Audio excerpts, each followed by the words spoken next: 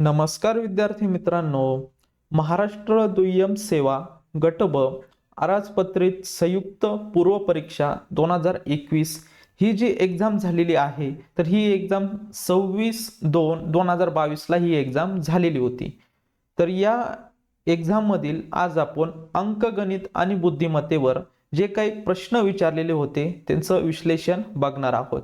म्हणजेच विद्यार्थी मित्रांनो, याचा जो फायदा आहे तर भविष्यामध्ये जेव्हा तुमच्या एक्झाम होणार आहे, महाराष्ट्र दुय्यम सेवा गट ब च्या असतील, गट क च्या असतील व इतर काही सरळ सेवेच्या एक्झाम होतील, तर त्यामध्ये तुम्हाला खूप सारा फायदा होणार आहे।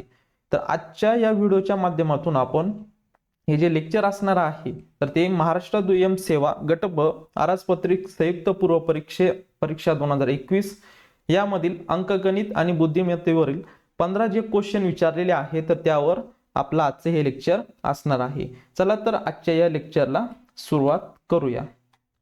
तर बघा विद्यार्थी मित्रांनो, हा आपला ए सेट आहे। ए सेट मध्ये बघा हे जे क्वेश्चन आहे फक्त त्याचे क्रमांक चेंज होतील।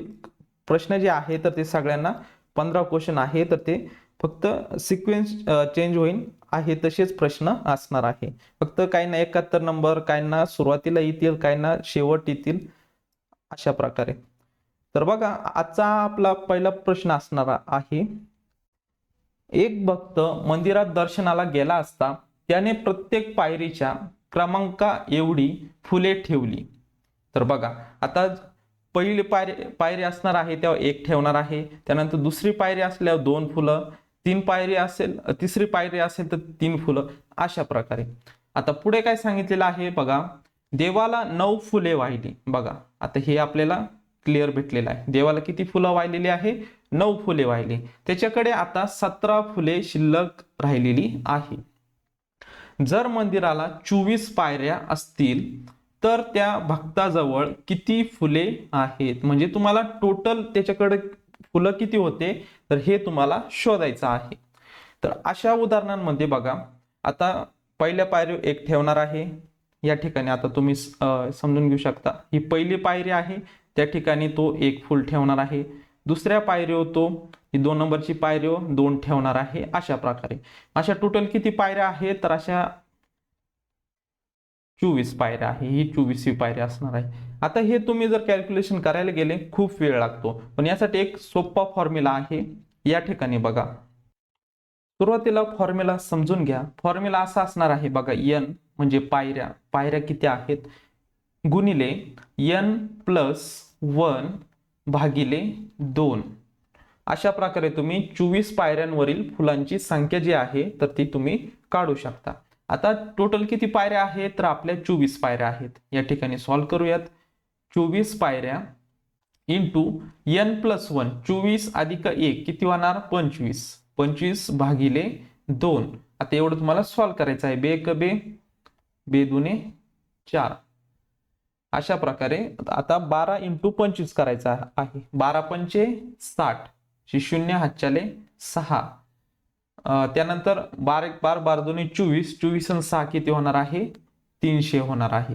म्हणजे आता हे ज्या 24 पायऱ्या होत्या तर 24 पायऱ्यांवर किती फुलं ठेवलेली आहेत त्यांनी 324 पायऱ्या, त्यांवर टोटल किती फुलं ठेवलेली आहे 300 फुले ठेवलेली आहे। प्लस आता अजून काय सांगितलेलं आहे, 9 फुले देवाला वाहिली त्याने।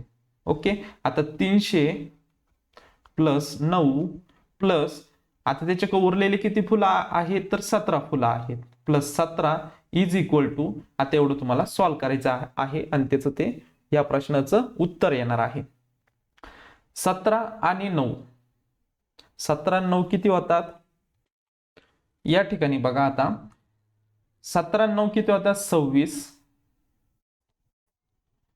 आणि त्यानंतर बघा हे किती आहे 300 वर्षे, म्हणजे 326 याचं उत्तर येणार आहे। 326 ऑप्शन क्रमांक 4 या प्रश्नाचं उत्तर येणार आहे। त्यानंतर आता पुढील प्रश्न आता आपण सोडवूयात। 72 नंबरचा प्रश्न आहे।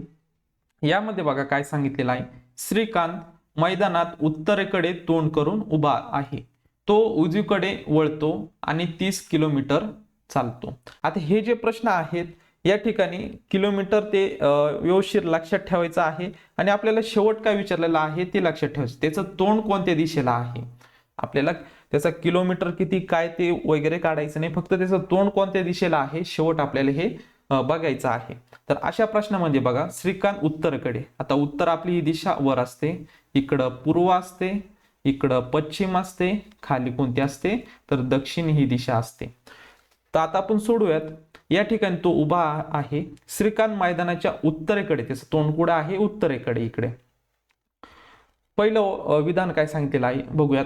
तो उजवीकडे वळतो आणि 30 किलोमीटर प्रवास करतो. उजवीकडे वळाला, त्याची उजवी बाजू या ठिकाणी पूर्वेकडे, तर उजवीकडे वळाला 30 किलोमीटर चालला.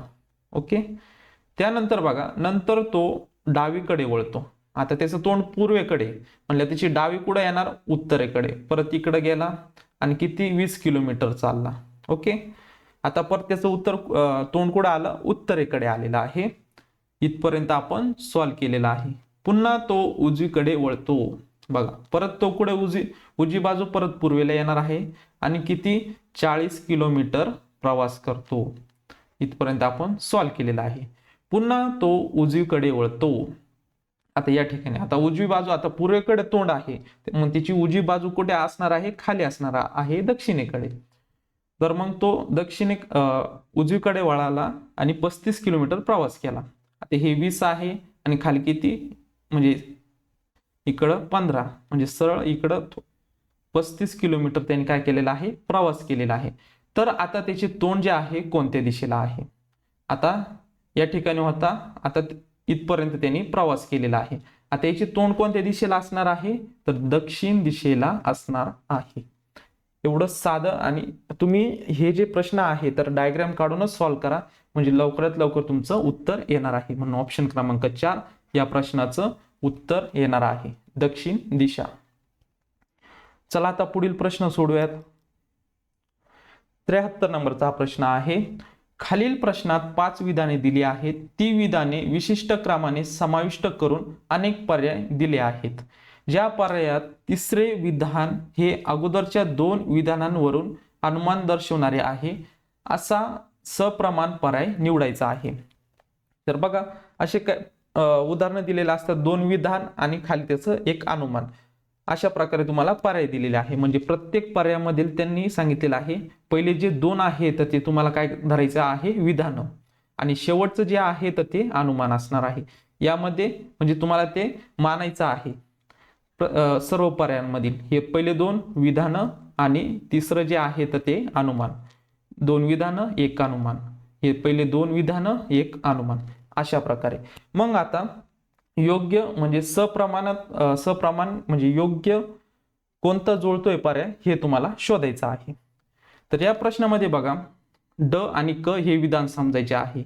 या ठिकाणी मग ड आणि क हे काय आहेत विधान आहेत. ओके. आणि अनुमान कोणतं सांगितलेलं आहे काय आहे अनुमान. बघा 2 विधान काय सांगतात, कोणतीही मुलगी क्रिकेट खेळत नाही. कोणतीही मुलगी जी आहे क्रिकेट खेळत नाही.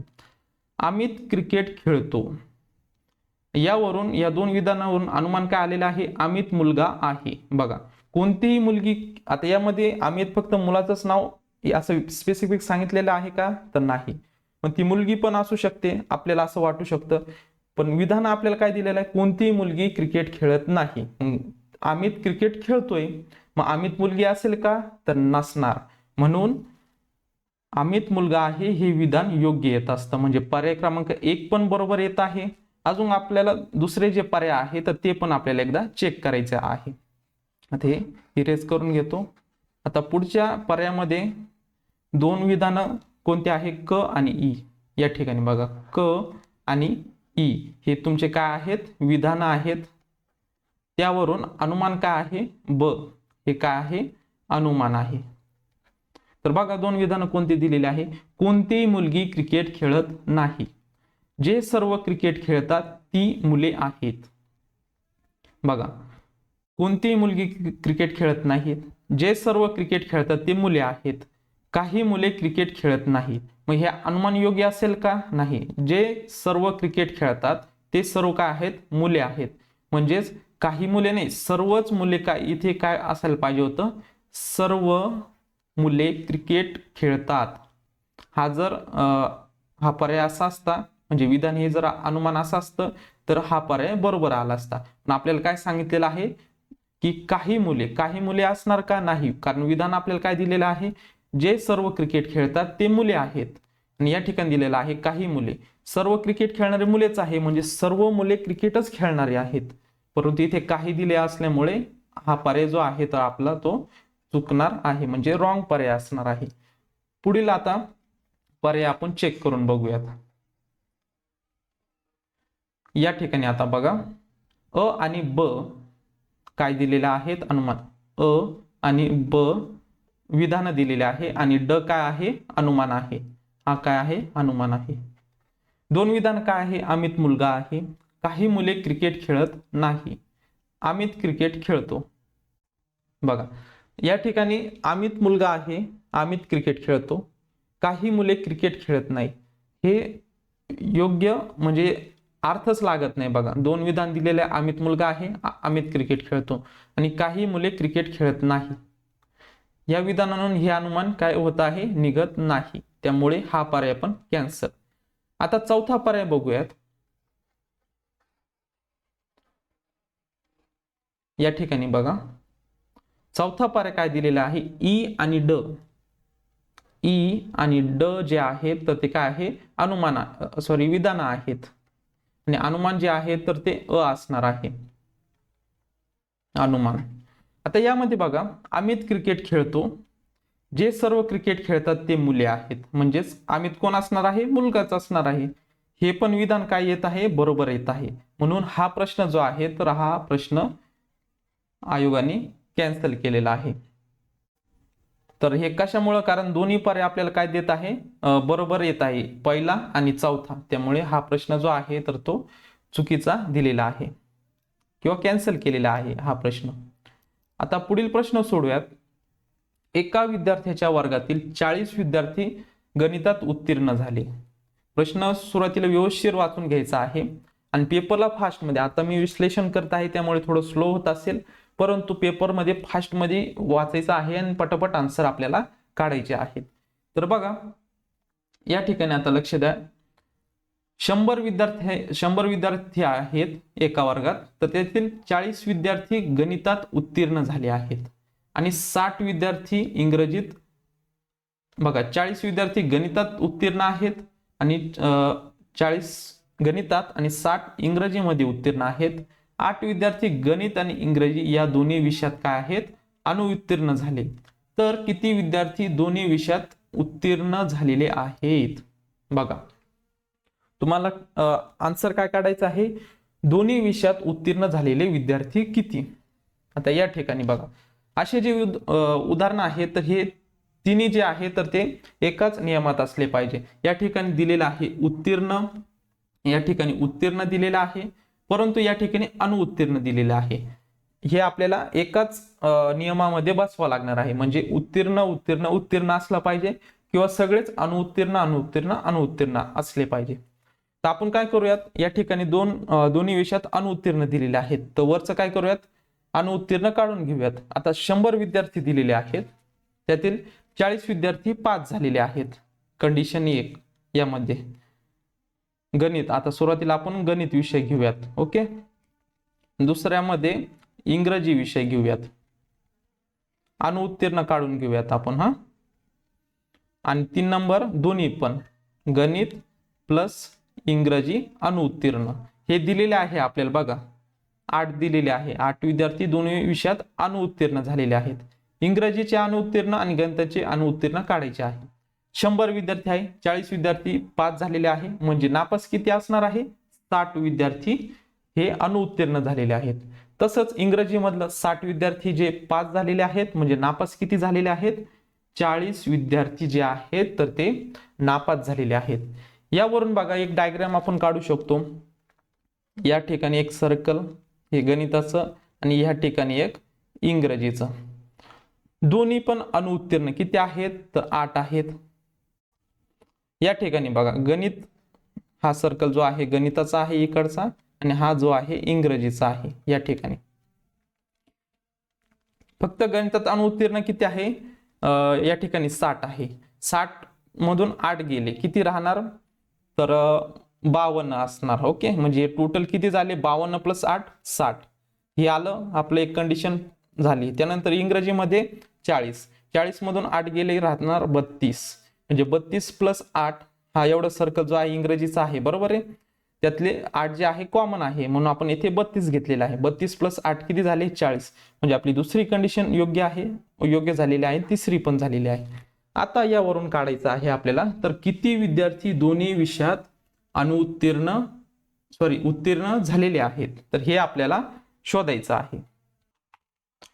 आता या ठिकाणी लक्ष द्या, आपण हे सर्व टोटल किती काढलेले आहे? अनुत्तीर्ण काढलेले आहे. अनुत्तीर्णाची बेरीज करा आता. 32 प्लस 8 किती होत आहे? 32 आणि 8 40. 40 आपल्याला बघा, 52 प्लस 8 प्लस 32 हे जर आपण काढले तर हे काय आहे? सर्व अनुत्तीर्ण विद्यार्थी आहे. अनुत्तीर्ण. तर बघा, 8 आणि 2 10 आणि 2 12शी 2 हातच्याला 1, 5 आणि 1 6 6 आणि 3 8, सॉरी 5 आणि 1 6 6 आणि 3 9 येत आहे, म्हणजे 92. ओके, 92 जर अनुत्तीर्ण असतील 100 पैकी किती विद्यार्थी? 92 विद्यार्थी जे आहे तर ते अनुत्तीर्ण आहे. उत्तीर्ण किती असतील? तर 8. उरलेले किती? बघा, आपल्याला दोन्ही विषयात, आता हे आपण दोन्ही विषयांचं काढलेलं आहे ना, तर दोन्ही विषयात उत्तीर्ण किती? आता बघा, 100 विद्यार्थी दिलेले आहेत, त्यापैकी 92 काय आहे? अनुत्तीर्ण आहेत. मग साहजिकच उरलेले किती? 8 जे आहे तर ते काय असणार आहे? उत्तीर्ण असणार आहे. म्हणून आपल्या प्रश्नाचं उत्तर ऑप्शन क्रमांक 3 या प्रश्नाचं उत्तर येणार आहे. त्यानंतर बघा, आता पुढील प्रश्न सोडूयात. एका प्रतलात 8 बिंदू आहेत, त्यातील कोणतेही 3 बिंदू एकरेषीय नाहीत. बघा, 3 बिंदू दिलेले आहे, त्यामध्ये त्यातील बघा 8 बिंदू दिलेले आहेत, त्यातील 3 जे बिंदू आहे एकरेषीय नाहीत. एका वेळी 2 बिंदूंना जोडणाऱ्या रेषा काढल्या तर अशा किती रेषा काढता येतील? बघा, तर बघा विद्यार्थी मित्रांनो, असे जे प्रश्न येतील तर हे एकाच फॉर्म्युल्याने एकदम इझी लवकरात लवकर उत्तर येणार आहे. त्यासाठी फॉर्म्युला आहे n. आपल्याला बिंदू किती दिलेला आहे? n म्हणजे 8 दिलेले आहे, गुणिले n-1 भागिले 2. या फॉर्म्युल्याने तुम्हाला काय येणार आहे? या प्रश्नाचं उत्तर येणार आहे. आता 8 बिंदू दिलेले आहेत, बघा 8 बिंदू इंटू 8 - 1 7 भागिले 2. तुम्ही वरचा गुणाकार करून भागू शकता किंवा डायरेक्ट बे चोक 8 7 चोक 28. 28 या प्रश्नाचं काय येणार आहे? उत्तर येणार आहे. त्यानंतर आता पुढील प्रश्न आता सोडूयात आपण 76 नंबरचा.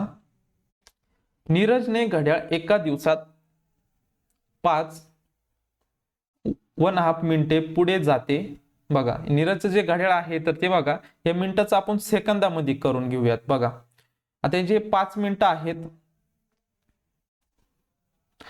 सुरुवातीला आपण प्रश्न वाचून घेऊयात आणि त्यानंतर त्यांचं कन्वर्जन करूयात. बघा, तर पियुषचे घड्याळ दर तासाला 35 सेकंद मागे पडते. जर दोघांनी सकाळी 8 वाजता घड्याळ बरोबर लावले तर त्याच दिवशी रात्री 12 वाजता नीरजचे घड्याळ आणि पियुषच्या घड्याळापेक्षा किती मिनिटे पुढे असेल? बघा, आता काय करूयात, मिनिटाचं सेकंदामध्ये करून घेऊयात, म्हणजे एका कन्वर्जन जे आहे तर ते एका लेवलला आणूयात. आता इथे मिनिटं दिलेले आहेत, आता मिनिटाचं सेकंदामध्ये आपण कन्वर्जन जे आहे तर ते करूयात.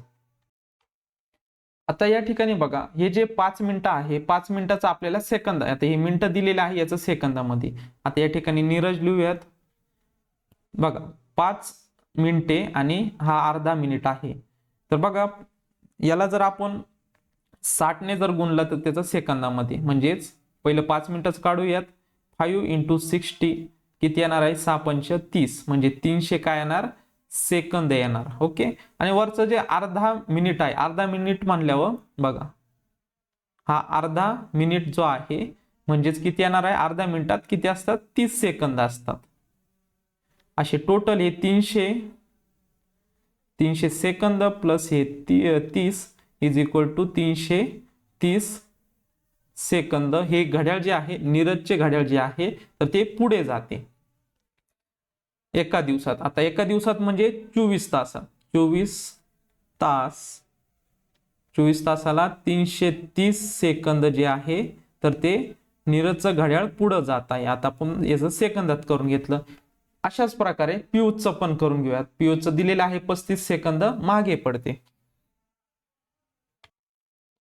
आता या ठिकाणी लक्ष द्या, इकडं आपण पियुषचं काढून घेऊयात, इकडं नीरजचं काढून घेतलेलं आहे, इकडं पियुषचं काढून घेऊयात. आता बघा या ठिकाणी बघा आपल्याला 1 तासाला किती 35 सेकंद, परंतु इकडे बघा इकडे 24 तास दिलेला आहे. 24 तासात म्हणजे आपण एका लेवलला, एक तर या 24 तासाचं एका तासात रूपांतर करा किंवा या 1 तासाचं 24 तासात रूपांतर करा. परंतु आपण काय करूयात, इथे सोपं आपल्याला हे जमणार आहे. तर हे 1 तासच दिलेलं आहे. आता 24 तासाचं काढायचं आपल्याला म्हणलं 35 × 24. तुम्हाला हे जे गणित आहे तर हे गणित सॉल्व करायचं आहे. आता याचं जे उत्तर येणार आहे, तर बघा 24 × 35 जे आहे, तर याचं उत्तर 840 सेकंद. बघा 840 सेकंद हे याचं 24 तासात येणार आहे. 24 तास. तर आता हे दोन्ही म्हणजे एकाच लेवलला आपण याचं सॉल्व केलेलं आहे. आता इथपर्यंत बघा आपण हे सॉल्व केलेलं आहे आतापर्यंत. जर दोघांनी सकाळी 8 वाजता घड्याळ बरोबर लावले, सकाळी 8 वाजता, तर त्याच दिवशी रात्री 12 वाजता नीरजचे घड्याळ आणि पियुषच्या घड्याळापेक्षा किती मिनिटे पुढे असेल. सकाळी 8 ते रात्री 8 किती होणार, 12 तास. ओके. आणि त्यानंतर चे 12 वाजेपर्यंत म्हणजे 8 पासून 12 वाजेपर्यंत किती असतात, जवळपास या ठिकाणी बघा आपण हे लिहून घेऊयात. 8 ते 8 सकाळी 8 ते रात्री 8 12 तास प्लस आता 8 9 10 11 12 प्लस 4 तास, उरलेले हे 4 तास, असे टोटल आपलं 16 तास, 16 तासांचा आपल्याला काढायचा आहे. आता या ठिकाणी लक्ष द्या, या दोघांचा फरक पहिला काढून घेऊया. नीरज आणि पियुषचा फरक काढून घेऊयात. आता तो कसा काढायचा, या ठिकाणी आता लक्ष द्या. नीरज हा किती आहे 330 सेकंद प्लस आता यांचा नीरजचा आणि आपण पियुषचा फरक काढायचा आहे. आणि पियुषचा फरक काढायचा. हा 330 सेकंद पुढे आहे आणि हा मागे आहे. ओके. 330 प्लस 840. आता याचं उत्तर जे आहे 0 4 आणि 3 7, त्यानंतर 8 आणि 3 11 म्हणजे 1170 यांचा काय येणार आहे, फरक येणार आहे. आता हा जो फरक आलेला आहे, तर आता हे 16 तासात आपल्याला याचं 16 तासाचं आन्सर काढायचं आहे. तर बघा विद्यार्थी मित्रांनो, तर याचा आपण फरक काढलेला आहे, हे 24 तासाचा आलेला आहे. ओके. तर या ठिकाणी सॉल्व करूयात. 1170 हे किती आहे 24 तासाला. आपल्याला किती काढायचं आहे, आपण हे 1 तासाचं काढून त्याचं कन्वर्जन करण्यापेक्षा डायरेक्ट आपल्याला 16 तासाचं काढायचं आहे. ओके. तर आपण 16 तासाचं काढून घेऊयात. आपल्याला जे उत्तर असणार आहे x हे उत्तर काढायचं आहे. 24 तासाला किती आलेला आहे आपलं सेकंद, 1170 आलेला आहे. मग 16 तासाला किती येणार आहे, x हे येणार आहे. मग x ची आपल्याला व्हॅल्यू काढायची आहे. आता हे आपल्याला सॉल्व करायचं आहे. बघा 4 चोक 16, 4 25, 4 सक 24, 6 आलेला आहे. ओके. 6 ने याला भाग देऊया. 6 1 6 उरले 5, 6 2 12, 6 3 18. तर बघा विद्यार्थी मित्रांनो, इथे उरलेले आहे 6 आणि इथे 4. अजून आपल्याला छोटा भागाकार करता येईल. 2 2 4, 2 3 6. आता इथे काही आपल्याला भागाकार होत नाही.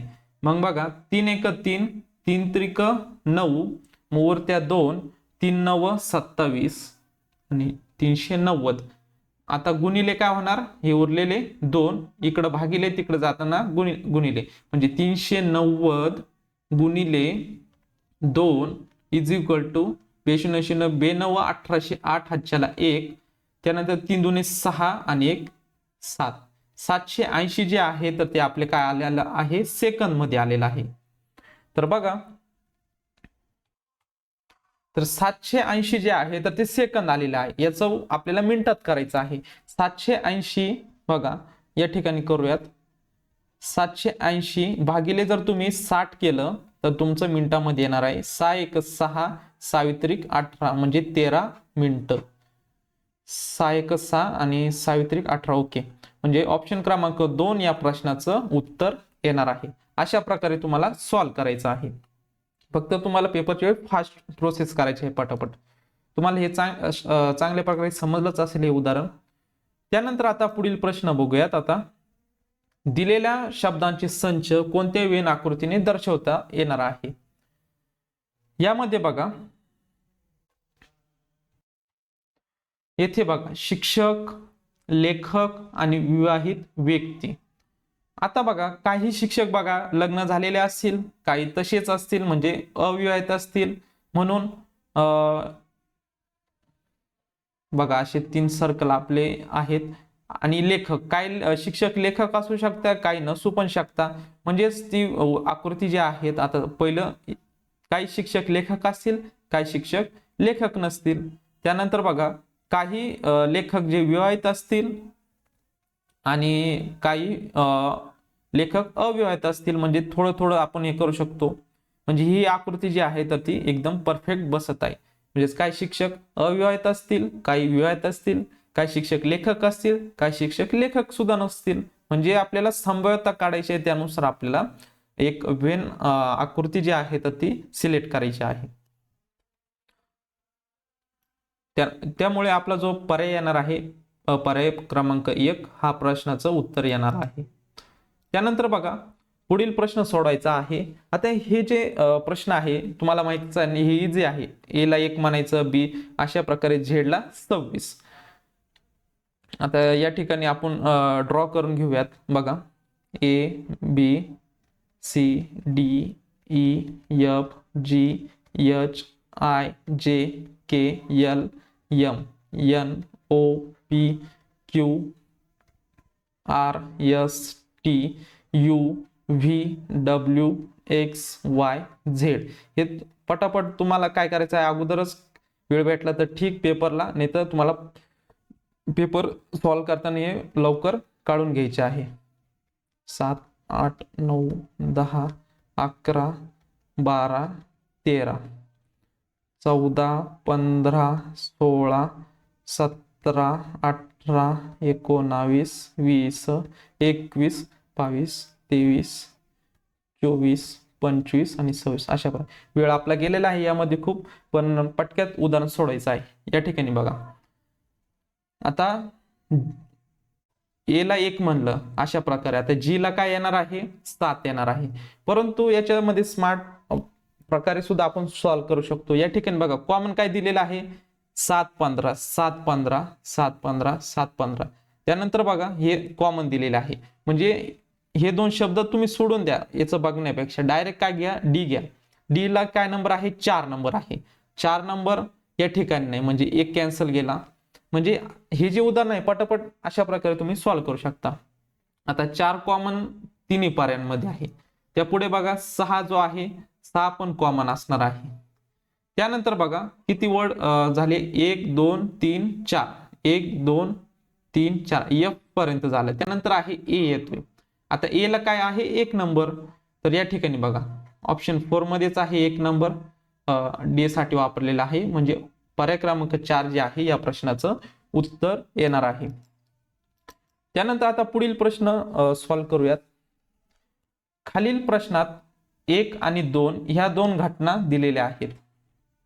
बघा, या ठिकाणी खालील प्रश्नात 1 आणि 2 या घटना दिलेल्या आहेत. दोन्ही घटना काळजीपूर्वक वाचून त्यांच्यातील संबंधांचे स्वरूप ठरवा. ए आणि 2 मध्ये दिलेली माहिती सत्य आहे असे गृहीत धरून अचूक उत्तर निश्चित करायचं आहे. आता या 2 ह्या घटना दिलेल्या आहे, या सत्यच आहे असं मानूनच तुम्हाला त्याचं कारण काय आहे, परिणाम काय आहे, त्यासाठी जो योग्य पर्याय आहे तर तो सिलेक्ट करायचा आहे. आता बघा, श्रीहरी आगीत मारले गेले. बघा, श्रीहरी जे आहेत हे व्यक्ती, तर ते आगीत मारले गेले हे तुम्हाला सत्य समजायचं आहे. त्यानंतर बघा कंपनीमध्ये आग लागली होती, हे पण तुम्हाला सत्यच मानायचं आहे. बघा, परंतु कंपनीमध्ये आग लागली म्हणून श्रीहरी मारले गेले असं कुठं दिलेलं आहे का? ही आग लागलेली आहे सांगितलेलं, पण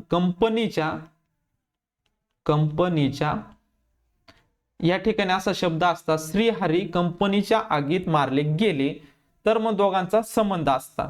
परंतु श्रीहरी आगीत मारले गेले, आग जी आहे तर ती दुसरीकडे सुद्धा लागू शकते, ते कंपनीमध्येच आग लागल्यामुळे मारले गेले असं कुठं आहे का? तर नाही. इथे जर कंपनीच्या आगीत मारले गेले असतं तर दोघांचा संबंध आला असता, परंतु दोघांचा संबंध लागत नाही, म्हणून हे जे पर्याय आहे, पहिला पर्याय, दुसरा किंवा तिसरा, याचा परिणाम असून परंतु कारण नाही, हे काहीच येणार नाही, कारण वरील एकही बरोबर नाही. म्हणून या ठिकाणी बघा,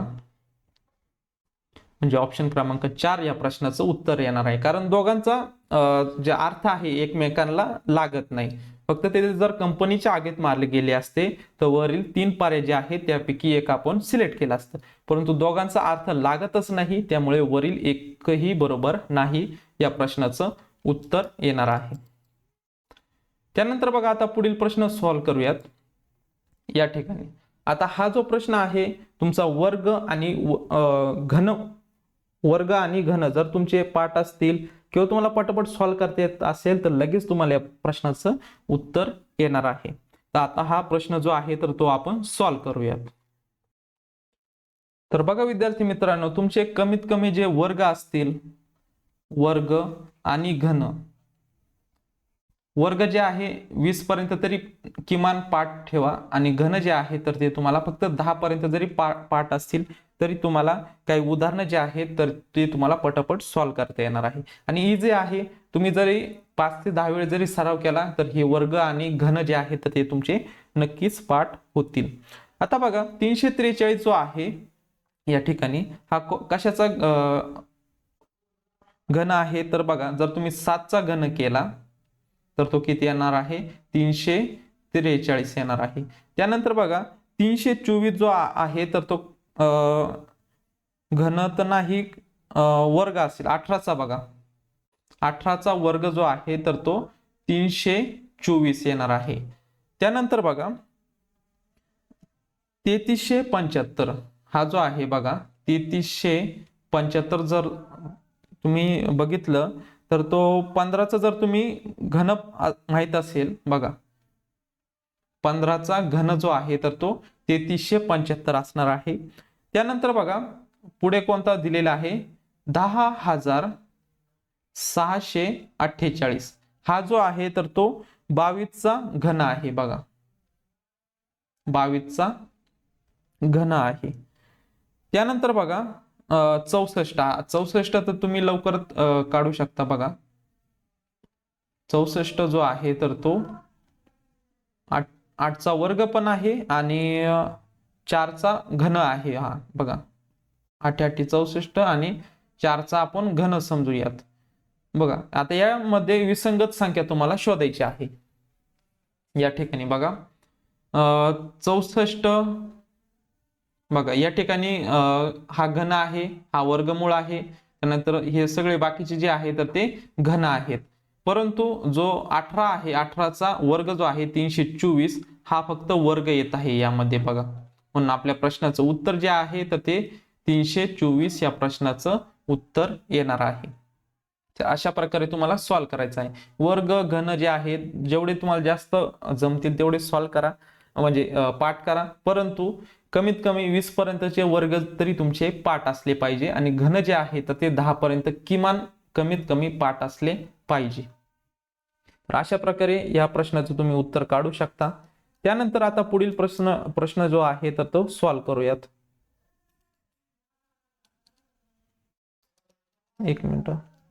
ओके, तर पुढचा प्रश्न आहे बघा, नीरजने एकूण 60 किलोमीटर अंतरापैकी पहिले जे आहे तर ते 30 किलोमीटर अंतर जे आहे तर ते 10 किलोमीटर वेगाने पार पाडले आहे. बघा आपल्याला लास्टचं जे काय सांगितलेलं आहे हे पहिलं वाचून घ्यायचं आहे. शेवटची ओळ, अंतराचा प्रवासातील सरासरी वेग काढायचा आहे. 60 किलोमीटर आहे, पहिलं 20 किलोमीटर 10च्या स्पीडनं गेले ते. त्यानंतर पुढचे 20 किलोमीटर जे आहे तर ते 12 किलोमीटर यांनी स्पीडनं गेले. आणि शेवटचे 20 किलोमीटर जे आहे तर ते 15 किलोमीटर या वेगाने गेलेले आहेत.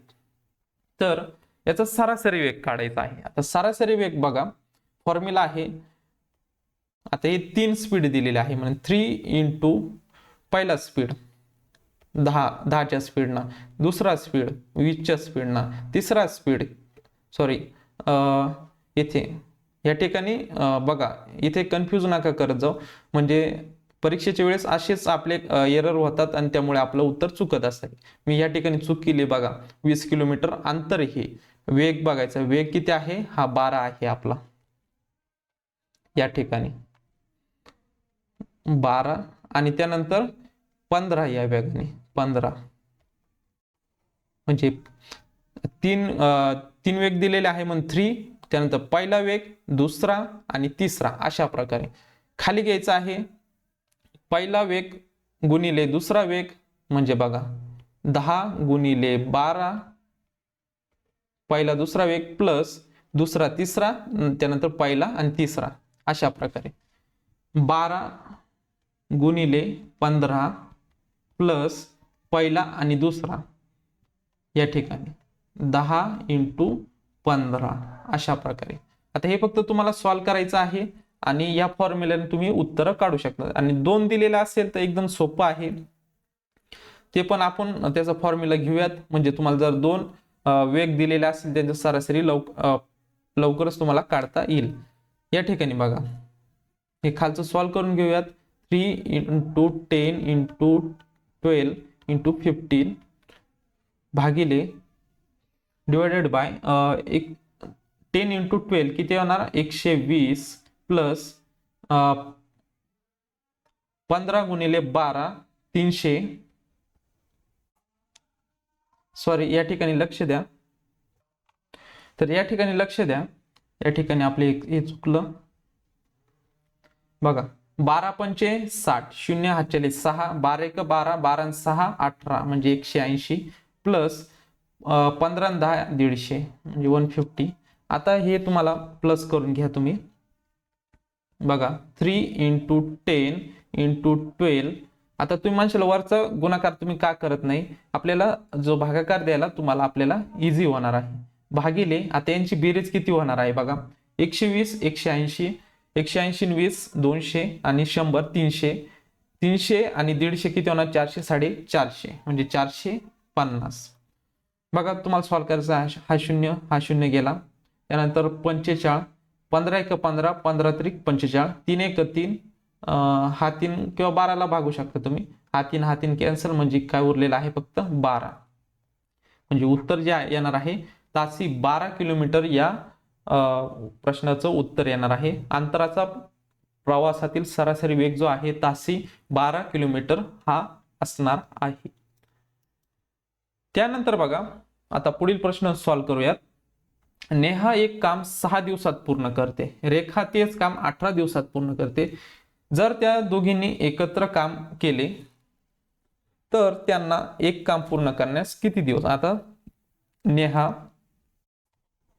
आणि दुसरी कोण आहे, रेखा.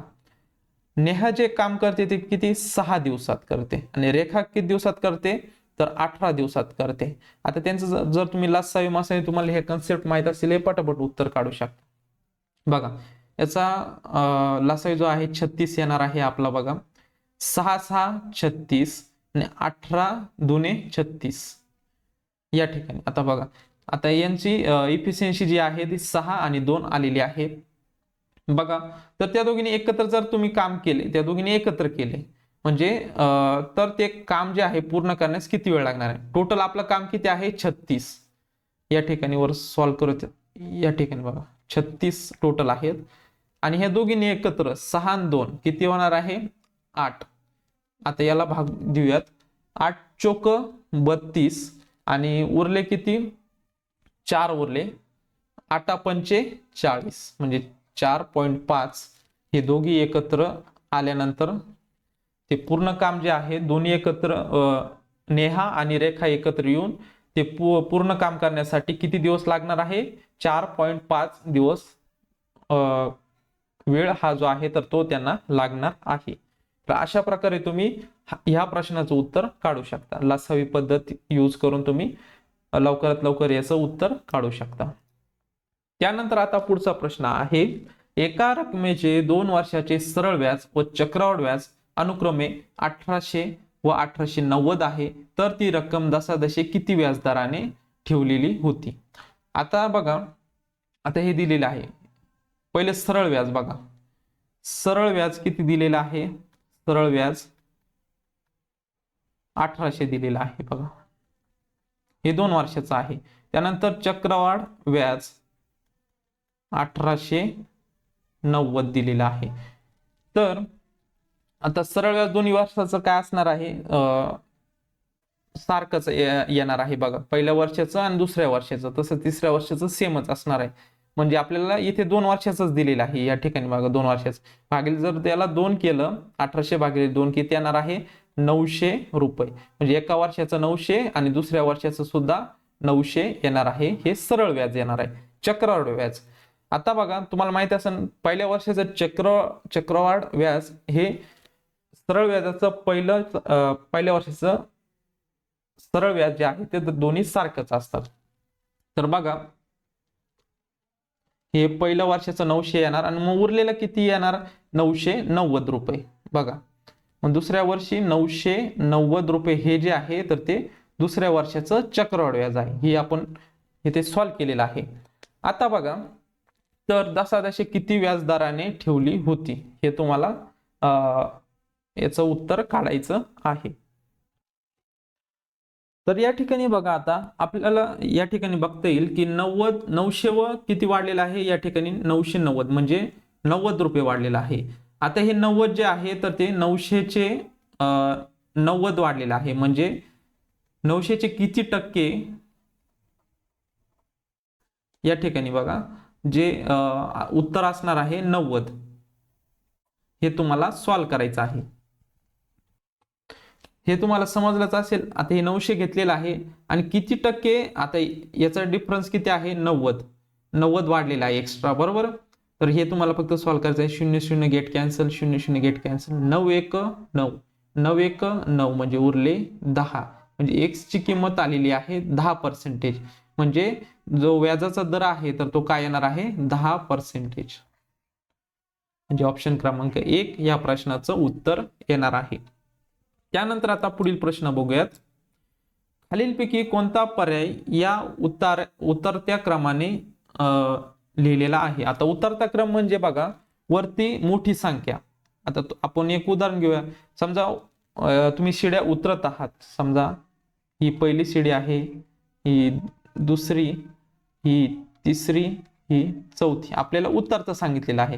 म्हणजे सिक्वेन्स बघा, उतरता म्हणल्यावर वरून खाली, म्हणजे पहिली मोठी संख्या, त्यापेक्षा लहान आणि त्यापेक्षा लहान, अशा प्रकारे याचं उत्तर काढायचं आहे. आता या ठिकाणी तुम्ही बघू शकता, 3च ज्या संख्या आहेत तर त्या कॉमन आहे. 5/8, त्यानंतर 9/13, त्यानंतर 11/17, 11/17. याचं तुम्हाला फक्त उत्तर जे आहे तर ते माहित असलं पाहिजे. पॉइंट मध्ये उत्तर येणार, पण जास्त गुणाकार नाही करायचा, पॉइंट मध्ये आला लगेच तुम्हाला समजून जाईल याचं उत्तर. ओके, तर याच आता एक एक सॉल्व्ह करूयात आपण. आता हे 500 व 2 2 शून्य घेऊन घ्या. 2 0 वरती, 900 व 2 0, 1100 व 2 0, आणि म्हणजे तुम्हाला जो भागाकार आहे द्यायला सोपं जाणार आहे.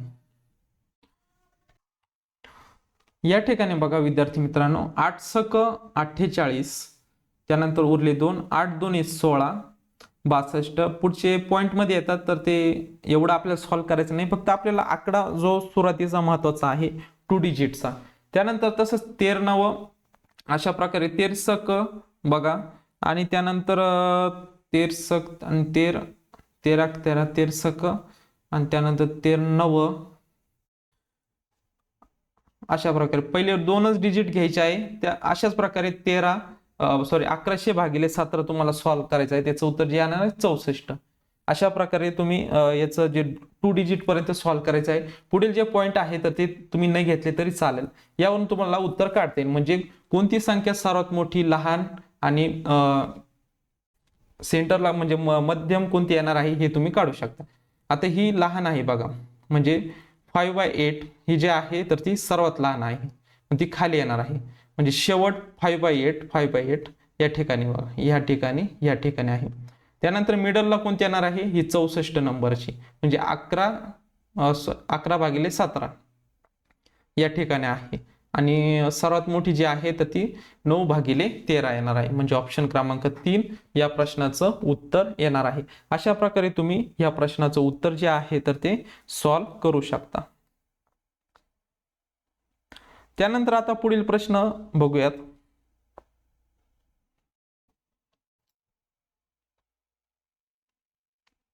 बागेचे प्रवेश शुल्क 35% कमी केल्यामुळे, या ठिकाणी लक्ष द्या, बागेचे प्रवेश शुल्क 35% कमी केल्यामुळे येणाऱ्या प्रवाशांची संख्या 40% वाढली, तर प्रवेश शुल्कामुळे उत्पन्नात होणारा बदल हा किती असेल? आता हे तुम्हाला सॉल्व्ह करायचं आहे. तर बघा विद्यार्थी मित्रांनो, याचं जर तुम्हाला फॉर्म्युला माहित असेल, असे जे उदाहरणं असतात बघा, बागेचे प्रवेश शुल्क कमी केले, किती टक्क्याने कमी केले, नंतर 40% वाढले, किंवा अगोदर जरी दिलं असेल वाढले, 35 वाढले आणि 40 कमी झाले, अशी जर पुढील जे पेपर होणार आहे त्याला जर असे प्रश्न आले तर तुम्हाला एकच फॉर्म्युला ध्यानात ठेवायचा आहे, x + y + x × y divided by, या ठिकाणी बघा डिवायडेड बाय 100. या फॉर्म्युल्यामध्ये तुमच्या किमती टाकायच्या. आता किमती कशा प्रकारे टाकायच्या लक्षात घ्या. आता हे थोडं वर करूयात. तुम्हाला दिसत सुरुवातीला कमी केलं म्हणल्यावर तुम्हाला मायनस घ्यायचं आहे. 35% तुम्ही कमी केलेलं आहे, बरोबर. त्यानंतर 40% वाढवलेलं आहे, म्हणजे y ही संख्या आपण काय करूयात, वाढवलं म्हणजे प्लस घेऊयात 40. आता त्यानंतर बघा, आता यांचं जर आपण x × y केलं, बरोबर, म्हणजे मायनस आणि प्लस यांचा जर गुणाकार केला तर काय येणार, इथे मायनस येणार. ओके, x आणि y, त्याच्यामुळे अगोदरच आपण साइन देऊन घेऊयात. x × y, आता 35 × 40 डिवायडेड बाय 100. एवढं तुम्हाला आता सॉल्व्ह करायचं. 0 0 गेट कॅन्सल. त्यानंतर बघा 2 4, 2 5 10, 5 1 5, 5 7 35, 7 2 14. म्हणजे बघा या ठिकाणी आपण सॉल्व्ह करूयात. 35 प्लस 40 मायनस हे 7 आणि 2 यांचा काय आहे, गुणाकार आहे. 7 2 14. आता हे तुम्ही सॉल्व्ह करू शकता.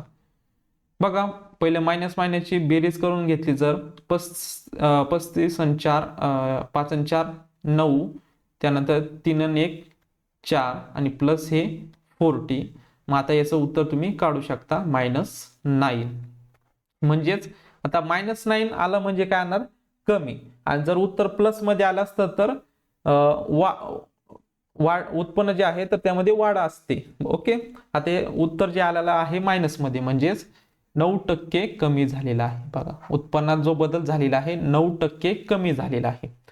जर पॉझिटिव्ह साईन आला असतं तर उत्पन्न 9% वाढलं असतं, असं उत्तर आलं असतं. परंतु आपलं साईन जे आलेलं आहे निगेटिव्ह आलेलं आहे, म्हणून 9% कमी उत्पन्न होणार आहे. अशा प्रकारे तुम्ही हे 85 नंबरचा हा जो प्रश्न आहे तर याचं उत्तर काढू शकता. इथपर्यंतच आहे आपले 71 ते 85 हे क्वेश्चन. तर बघा अशा प्रकारे आज आपण महाराष्ट्र दुय्यम सेवा गट ब अराजपत्रित संयुक्त पूर्व परीक्षा 2021 या एक्झामिनेशन मधील अंकगणित आणि बुद्धिमत्ता या हे जे 15 प्रश्न आलेले होते तर यांचं संपूर्ण विश्लेषण जे आहे तर ते आजच्या लेक्चरच्या माध्यमातून आपण बघितलेलं आहे. विद्यार्थी मित्रांनो, आपल्या चॅनल जर तुम्ही नवीन असाल तर चॅनल सबस्क्राईब करून ठेवा, म्हणजेच नवनवीन व्हिडिओ तसेच नवनवीन अपडेट्स तुम्हाला भेटत जातील. तर या ठिकाणी बघा विद्यार्थी मित्रांनो, टेलिग्राम चॅनलची लिंक दिलेली आहे. आपल्या चॅनलवर गेल्यानंतर या ठिकाणी मोरवर क्लिक केल्यानंतर इथे टेलिग्राम चॅनलची लिंक भेटून जाईल. त्यावर क्लिक केल्यानंतर तुम्ही टेलिग्राम चॅनल जॉईन करून घ्या. म्हणजेच तुम्हाला ही जी आजची क्वेश्चन पेपर आपण सॉल्व्ह केलेली आहे त्याची PDF जी आहे तर त्या ठिकाणी तुम्हाला भेटून जाणार आहे. तसेच आपले जे लेक्चर असतात किंवा इतर जे ॲड्स असतात, गव्हर्नमेंट जॉब रिलेटेड माहिती, तसेच प्रायव्हेट जॉब रिलेटेड माहिती व इतर काय एक्झाम रिलेटेड जे मी लेक्चर घेत असतो तर ते तुम्हाला वेळोवेळी भेटत जातील. तर भेटूयात नवीन अशा एका व्हिडिओमध्ये किंवा लेक्चरमध्ये. तोपर्यंत धन्यवाद.